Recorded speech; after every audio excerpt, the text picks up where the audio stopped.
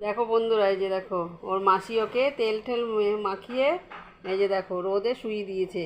আবার প্যান্ট পরিয়েছে, দেখো প্যান্ট জামা পরিয়ে আজকে স্নান করায়নি, কালকে স্নান করিয়েছে।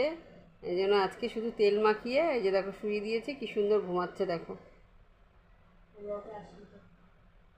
দেখো এদিকে ওকে শুইয়ে দিয়ে আমি রান্না করছি, আর ওর মাসি এই যে ঘর দুয়ার মুছে নিচ্ছে।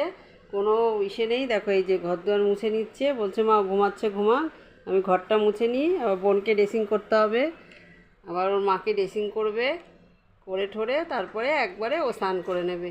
আর ওর ছেলেকে দিয়ে এসছে পাশের বাড়িতে।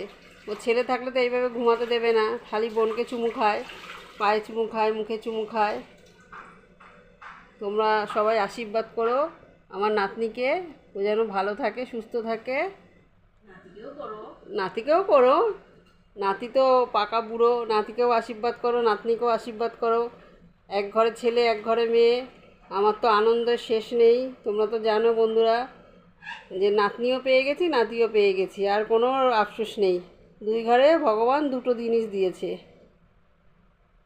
তো চলো, রাখছি। দেখো বন্ধুরা, আমার রান্না হয়ে গেছে। তোমাদের দেখালাম যে নাতনি ঘুমাচ্ছে, নাতনিকে নিয়েই রান্না করলাম, নাতনিকে নিয়েই সব কাজ করতে হচ্ছে আমার এখন।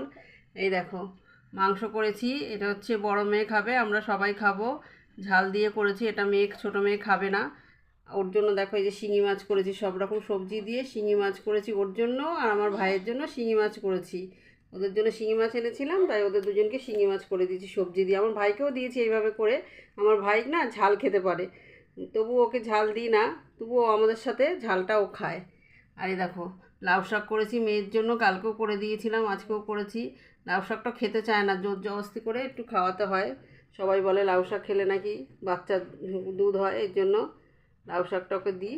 তা চলো, আমার রান্না হয়ে গেছে, আর আমার ভাই চলে এসছে পাশের বাড়ি থেকে। ওকে এখন তেল মাখাবে, ওর মা তেল মাখিয়ে ওকে স্নান করাবে। তো চলো পরে আসছি।